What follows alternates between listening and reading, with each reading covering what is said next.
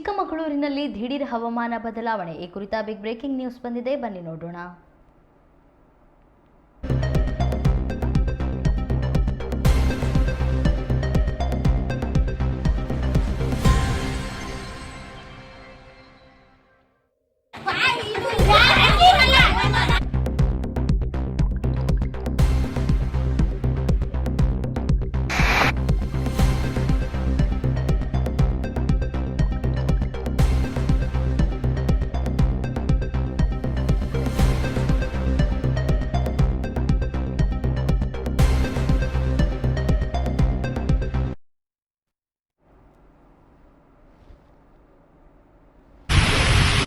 ಕಾಫಿನಾಡಿನ ಮಲೆನಾಡು ಭಾಗದಲ್ಲಿ ಹವಾಮಾನ ದಿಢೀರ್ ಬದಲಾಗಿದ್ದು ಬಿರುಗಾಳಿ ಸಹಿತ ಭಾರೀ ಮಳೆ ಸುರಿಯುತ್ತಿದೆ.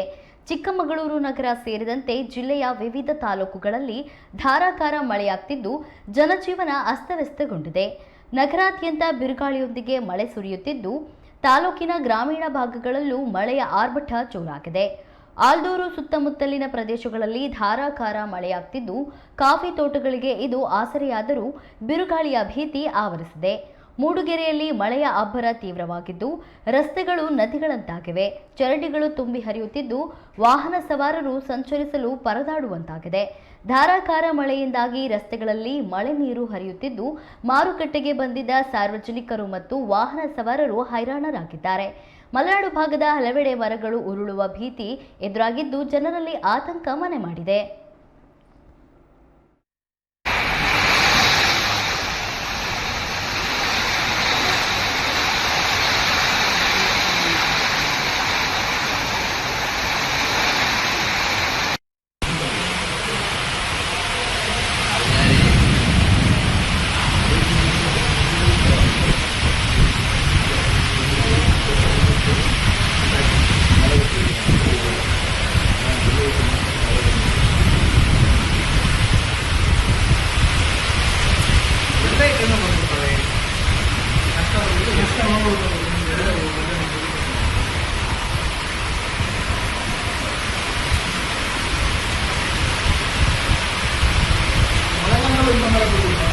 ಮಳೆಗಾಲದಲ್ಲಿ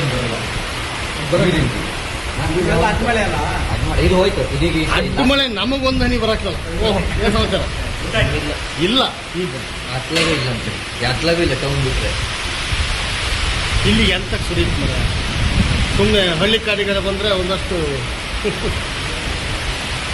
ನೀರು ಹೊಡೆಯೋರಿಗಾರ ನೀರು ಹೊಡೆಯಂಗಿಲ್ದಿದ್ರೆ ಏನ್ ಮಾಡ್ಬೇಕು?